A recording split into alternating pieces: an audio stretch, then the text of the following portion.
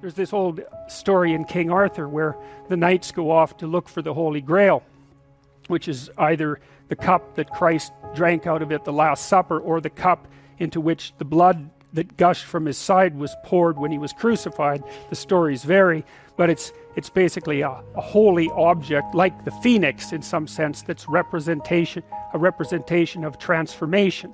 So it's an ideal, and so King Arthur's knights, who sit at a round table because they're all roughly equal, go off to find the most valuable thing, and where do you look for the most valuable thing when you don't know where it is? Well, each of the knights looks at the forest surrounding the castle and enters the forest at the point that looks darkest to him. And that's a good thing to understand, because the gateway to wisdom and the gateway to the development of personality, which is exactly the same thing, is precisely through the portal that you do not want to climb through. And the reason for that's actually quite technical. This is a Jungian presupposition too, is that, well, there's a bunch of things about you that are underdeveloped, and a lot of those things are because there's things you've avoided looking at because you don't want to look at them, and there's parts of you you've avoided developing because it's hard for you to develop those parts. And so it's by virtual necessity that what you need is where you don't want to look, because that's where you've kept it. And that's why there's, an idiosyncratic element of it for everyone. Your particular place of enlightenment and terror is not going to be the same as yours, except that they're both places of enlightenment and terror. So they're equivalent at one level of analysis and different at another. So anyways, back to fiction and what it does. It distills truth, and it produces characters that are composites. And the more they become composites, the more they approximate a mythological character. And so they become more and more universally true and more approximating religious deities. But the problem with that is they become more and more distant from individual experience. And so with literature, there's this very tight line where you need to make the character more than merely human, but not so much of a god that, you know, one of the things that happened to Superman in the 1980s, Superman started out, he's got a heavenly set of parents, by the way, and an earthly set of parents, and he's an orphan like Harry Potter.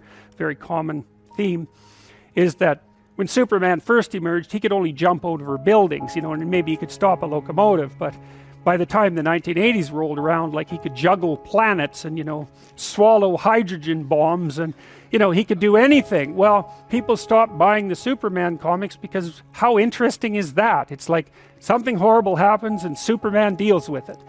And something else horrible happens and Superman deals with it. And it's like, that's dull. He turned into such an archetype. He was basically the omniscient, omnipresent, omnipotent God, and that's no fun. It's like God wins, and then God wins again, and then again God wins, and, you know, so then they had to weaken him in different ways with kryptonite, you know. So green kryptonite kind of made him sick, and red kryptonite, I think, kind of mutated him, if I remember correctly. And anyways, they had to introduce flaws into his character so that there could be some damn plot, and that's something to think about, you know. There's a deep existential lesson in that your being is limited and flawed and fragile. You're like the genie, which is genius in the little tiny lamp, you know, this immense potential, but constrained in this tiny little living space, as Robin Williams said when he played the genie in Aladdin. But the fact that you have limitations means that the plot of your life is the overcoming of those limitations, and that if you didn't have limitations, well, there wouldn't be a plot, and maybe there would be no life. And so that's part of the reason why perhaps you have to accept the fact that you're flawed and insufficient, and live with it and consider it a precondition for being. It's at least a reasonable idea. One of the main characters is the country, the known, the explored territory. We went over that a bit, and it always has two elements. I mean, your country is your greatest friend and your worst enemy, you know, because it squashes you into conformity and demands that you act in a certain manner and reduces your individuality to that element that's tolerated by everyone else, and it constrains your potential in a single direction. And so it's really tyrannical, but at the same time it provides you with a place to be and all of the benefits that have accrued as a result of the actions of your ancestors and all the other people that you're associated with. So there's the good tyrant or the bad tyrant and the good king, and those are archetypal figures, and that's because they're always true, and they're always true simultaneously, you know, which is partly why I object to the notion of the patriarchy, because it's a it's the what do you call that? It's the apprehension of a mythological trope, which is that of the evil tyrant, without any appreciation for the fact that the archetype actually has two parts, and the other part is the wise king. And, you know, you can tell an evil tyrant story about culture, no problem, but it's one-sided, and that's very dangerous, because you don't want to forget all the good things that you have while you're criticizing all the ways that things are in error. That's a lack of gratitude, and it's a lack of wisdom, and it's founded in resentment, and it's very dangerous, both personally and socially.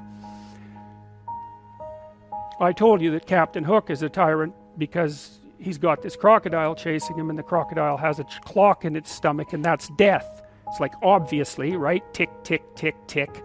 And it's a crocodile, and it's under the water, and it's already got a taste of him, so he's being chased around by death, and that makes him terrified and resentful and cruel and bitter, and so he's a tyrant. And he wants to wreak havoc everywhere. And then Peter Pan, of course, looks at Captain Hook and thinks, why the hell should I grow up and to be a tyrant and sacrifice all the potential of childhood? And the answer to that is, the potential sacrifices itself if you don't utilize it as you mature, and you just end up a 40-year-old lost boy, which is a horrifying thing to behold. It's almost as if you're the corpse of a child, the living corpse of a child, because who the hell wants a 6-year-old, 40-year-old? You're a little on the stale side by that point, and not the world's happiest individual.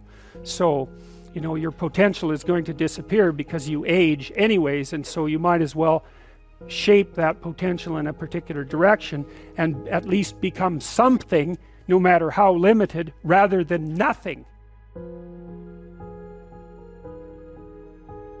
Well, so let's talk about tyrants. Well, not only are they mythological figures, but they exist and they tend to be deified. I mean, Stalin was, for all intents and purposes, God the Father in Soviet Russia, although he was pretty much only the worst elements of Old Testament God, who was, you know, constantly smiting people and wiping out populations and doing all sorts of things that seemed to be quite nasty. But nonetheless, you know, people worshipped him in many ways, and he's a representation of just exactly what goes wrong when things really go wrong, when people stop paying attention and when they all lie. Because one of the things that characterized the communist state was that no one ever got to say anything they actually believed, ever. And that was partly because 1 out of 3 people was an informer, which meant if you had a family of 6 people, 2 of them were informing on the government about you, and that included your own children.